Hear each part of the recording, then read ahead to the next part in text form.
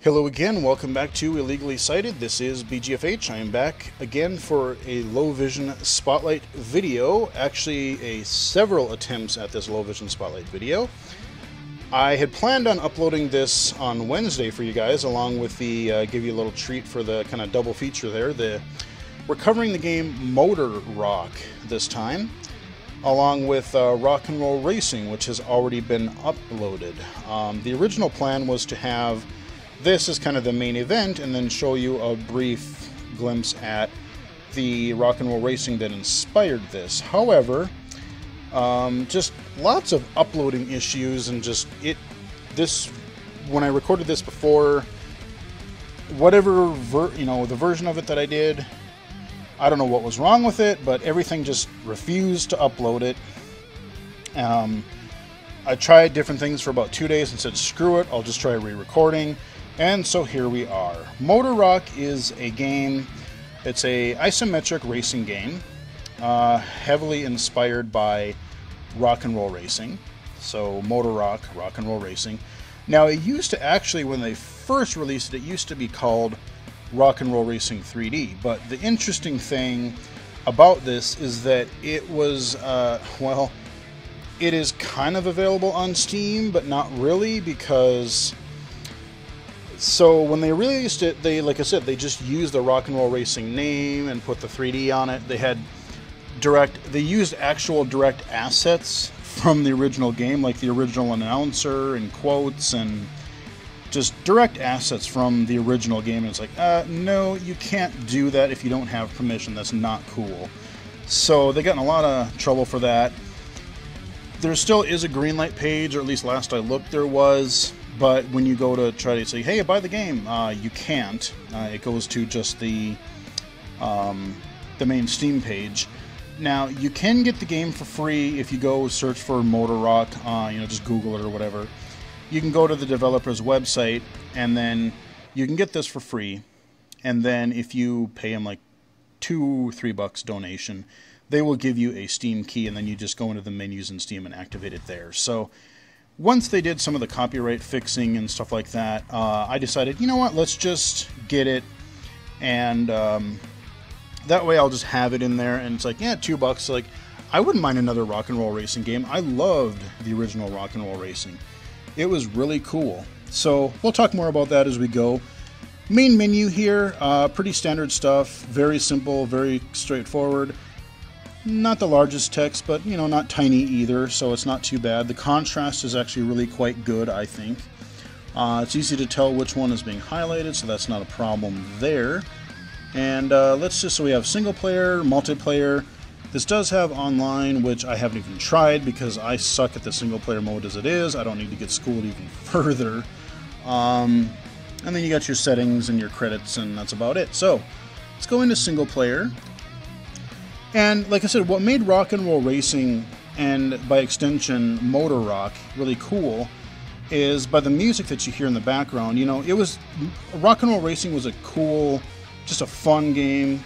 You had your racing, you had your weapons, good controls, but then you had this, if you were into like classic hard rock and metal kind of stuff, you had, back then of course it was MIDI, but you had these actual licensed songs. You had your Bad to the Bone, your Highway Star, your Paranoid, all kinds of cool stuff. So I think there were like 5 or 6 different songs in there, and at the time that was really cool. And there were actually pretty good renditions, MIDI renditions of those songs, so it actually really fit. And then you had the kind of monster truck announcer guy in the original that was just perfect for the game. So just a really well presented package. Motor Rock gets this pretty well right. I don't like the announcer as much once they changed him, once they recorded actual original dialogue, so it wasn't a blatant copy anymore. But these covers and stuff are not too bad, and they definitely fit what they were going for.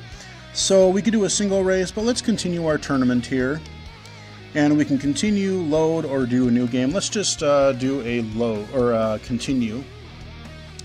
Here is our main screen for our character. Like originally when you start, you can pick a character, you pick your car to start out with, and right now I don't hardly have any money. You can only afford 1 or 2 cars to choose from, but you can purchase one more later.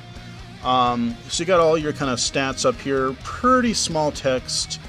So, you know, I can see where some people are definitely going to have some trouble with that. You're going to have to kind of get right in there, but at least the contrast is good. But yeah, some of that stuff is going to be a little bit hard for some people to read, I think, just because of the size. So I'm using the Xbox One controller right now, but I use the mouse for the menus just because I think it's personally easier to kind of navigate around, especially when you get into the upgrades and stuff, where you have stuff all over in the middle of the screen. I find it's just easier to click on it. So there's our car that we got going on right now that I have selected.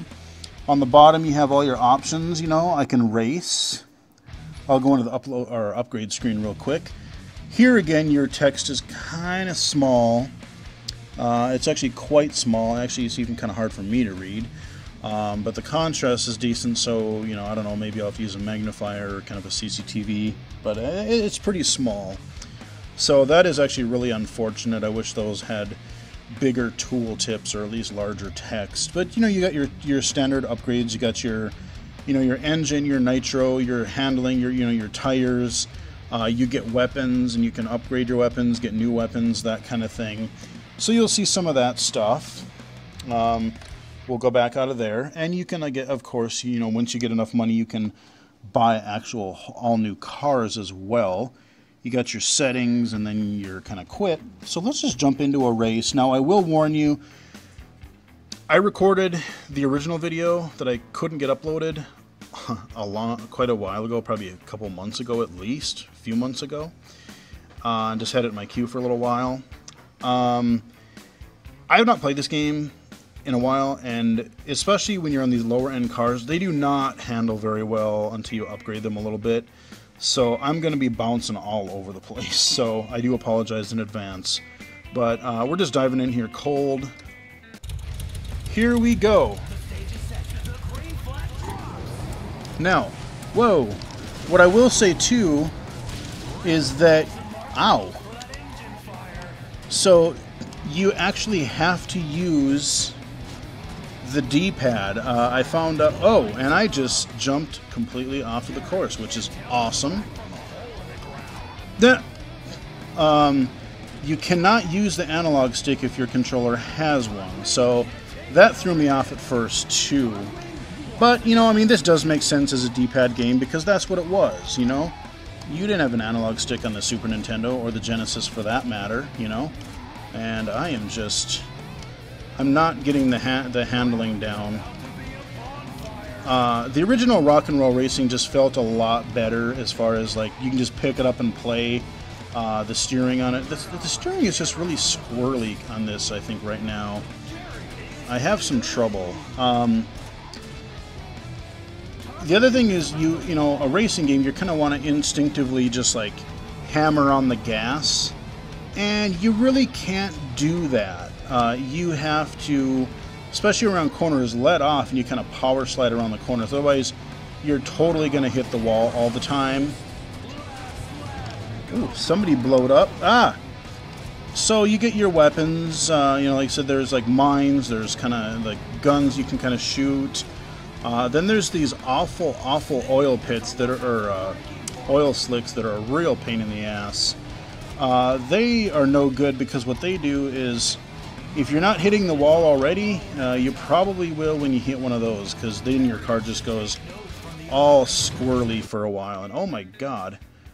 Okay, so I totally biffed that. I fell off the track and I hit that angle wrong, and it just said, no, you don't even get to win, or we're not even going to let you finish. So that was terrible. Let's try one more race this way. Let's try it one more time. So the announcer isn't bad, but like I said, coming from the original Rock and Roll Racing, I just don't like this guy as much. Like, the original Rock and Roll Racing guy was really cool. Would you stop? God. You know, if you would... They just did this, like, I got cornered and then I just spun out and... Ugh. It is really bad. I can't even blame it on the talking. Like, I'm just doing horrendous. But yeah, the handling could be better. Now they do have another camera mode. This is, you know, the original way to play like a rock and roll racing game. This is the way to play it. They do have another mode which I find actually a little bit easier with their kind of control issues. I find that controlling it in the other camera mode, which I'll show you after this race, is a little better. I'm still not great, but I'm far better at it than I am here. But you know, the announcer he's okay, but I like the original better. I didn't actually get to finish the race, so you didn't get to hear their kind of end of match or end of race stuff, but they still use pretty much like the same descriptions as they did in Rock and Roll Racing, but they didn't, you know, of course they changed the names and stuff, but that's largely the same. Like I said, the gameplay and, you know, what this game is, there's not really a lot to talk about. What's really more interesting as far as this title goes is just the whole development and... Okay, last lap. The whole development and like the whole copyright issues, and I don't remember. I don't remember like what country, because this is not a U.S. developed game. It's some other country, and I don't know if they just like, oh, we don't have to abide by copyright laws. I don't know what that was all about, but there was definitely some issues with that. Good tune though, or interesting rendition of it anyway. Okay, we're gonna. And here's the ending thing here. Tarquin finishes second. Rap takes a weak third. Jerry is in another time zone. So there you go. There's your kind of classic names changed, but kind of your description of the end of the race. So before we go into my next race, I am going to actually switch the camera to one of their new things that they've added for this. And like I said, it doesn't feel, you know, authentic if you're into that more pure experience, but with the handling, the way this game, I find that this view actually I can do a little bit better. So again, your options, they're still pretty clear. That nice contrast, not too bad there. We're going to go rear. So instead of isometric, now the graphics aren't going to look near as good this way because they're not really meant. You know, the game wasn't meant to be played necessarily this way, but it's just another camera control option. So we're going to say apply. And we'll see how long it takes me to get used to bumping into things in this camera angle. Here we go. All right. So I forget if I mentioned this already, but like when you're racing in this, you know, you're instinctively, it's a racing game. You want to go fast. Ah, good Lord. You know, you want to go fast, but you actually really do have to let off the gas when going around corners, otherwise you're just constantly going to be hitting the wall. So you really do have to, yeah, I mean, I can already tell. I mean, I'm not doing great, but like, I can tell that I'm already doing better this way. Oh, I thought it was Jesus. Bouncing all over hell here. So this is a, you know, this game has also added more songs that weren't in the original Rock and Roll Racing. This is definitely one of them. I know they also had a cover of Ace of Spades in here, I heard. I think they have a couple different versions of Highway Star. There's one or two songs I think that have lyrics in them too. Somebody's actually singing, they're not just instrumental. And I am sucking again, but at least I feel like I kind of am doing better. And there may be things that I forgot to cover. Like I said, this is probably going to be a little bit shorter, maybe a less organized version of this Low Vision Spotlight, but, you know, like I said, I recorded this a long time ago, and it just would not upload for me, so we're just kind of, I still wanted to cover the game, because I like what they're going for. I mean, it's, you know, despite all of its issues, it's clear that they had a, you know, they knew what they were going for, and there, you know, there is some decent production values. I mean, there's some decent there's effort that went into this. You know, you can kind of tell. It just doesn't fully come together as well. What? Oh, okay. Oh man, we were just getting to Highway Star. That's one of my favorite songs in this game. Damn it. Let's do one race in this camera, one more race. And then I think we'll wrap it up here. Like I said, this isn't going to be quite as extensive. This isn't going to be as extensive as my other video, but I do want to at least get it up there so that you have the video. Because I mentioned it in the Rock and Roll Racing. I'm like, hey, I've already uploaded this video. Actually, I didn't, but... So here we go. Here's your Ace of Spades. Ah! Now this one's got S-curves and all kinds of stuff flying around the place here. Ah, here we go. Now, I feel like even though I'm still hitting the walls and stuff, like, I still feel like I'm doing a little bit better than I was in that overhead view. But really, like, I like this game, but I was hoping by now maybe they would have patched the controls to be a little more responsive and not so, I don't know if I'd call them loose or just kind of janky, but this game just really makes me want to go back and play Rock and Roll Racing.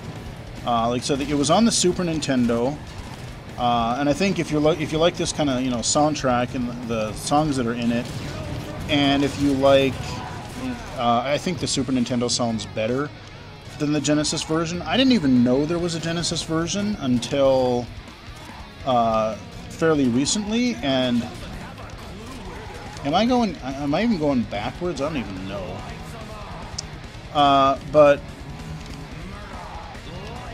there's a Super Nintendo version, there's the Genesis version, and if you own a Game Boy Advance or one of the early DS systems, like the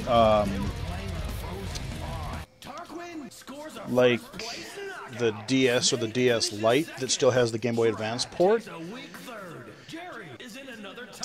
they did release an updated version. It's not quite the resolution of the original Super Nintendo build, but you can get a portable version of Rock and Roll Racing, and it was actually a good port. I don't own the Super Nintendo one, but I do own the Game Boy Advance one, and if you have a Game Boy player for the GameCube, you can also play it on that, so that's pretty cool. But yeah, I mean, there's some control issues still. Like I said, I don't think the handling is as good as it needs to be. But I like what they were going for. I just wish maybe they could put a little more resources into it and kind of I think it just needs a little more polish, and then it would be a pretty darn good game. But this game just really makes me want to play Rock and Roll Racing some more. I like the real instruments. I like, you know, all the stuff that they're kind of going for. They're pretty faithful to the original Rock and Roll Racing. You know, I'll give them that. I like the fact that they added the new camera. But I really think the controls are the main thing that are holding it back. And I don't know, like, I haven't gained enough cash in the tournament play to really upgrade my vehicle super far. So if you get, you know, I don't know if you get like different vehicles, like when you get them, if they handle significantly better or what, because you know, maybe that'll help. But like, just like I said in the beginning, at least, I really don't think the controls are as tight as they need to be, or as responsive, or whatever adjective you want to use. They're just not quite, I think, where they need to be, so that's why I was bouncing all over the place and doing pretty terrible. Now, I will say, when I played the game before, when I did the original video, I had played this a little bit more, and you do get used to it after a little while. Like, I was actually starting to play, so I'd get, you know, second, third. I'd get a few firsts in there. But it was still, I never felt that I really had a complete mastery of being able to go around the tracks very well in either camera mode. So there are some issues. I mean, you can go get it for free. Just look up Motor Rock. If you want it in your Steam library, just so it's, you know, you have it, it's there. I don't know, at this time, I don't know if he has any Steam keys left, but if you go to the developer's website, if they do, they'll probably have something there, and like I said, you pay like $2 or $3 or something like that, and they'll give you a Steam key that you can just type in to the Activate dialog in Steam. So this is a quick reshoot for Motor Rock. Hope you guys enjoyed it, and sorry again for the long wait and some of the confusion. If you follow me on Twitter, follow me at BGFH79, at BGFH79. You'll see I've posted quite a few things the last couple days of, I'm trying to get this video up to you guys. It's going to come eventually, but so yeah, we're going to stop it here. Like the video, subscribe to the channel. Again, I'm really glad to see, I think last I looked, we're just pulling around 280 subscribers now, which, hey, from my little small corner of the internet, that's pretty decent so far. So glad to see I'm getting some more subscribers and stuff like that, and more views. Keep them coming, tell other people. And yeah, like I said, follow me on Twitter at BGFH79. You'll get more channel news and all kinds of other random stuff there. And hope you guys enjoyed it. And until next time, I will talk to you guys again later.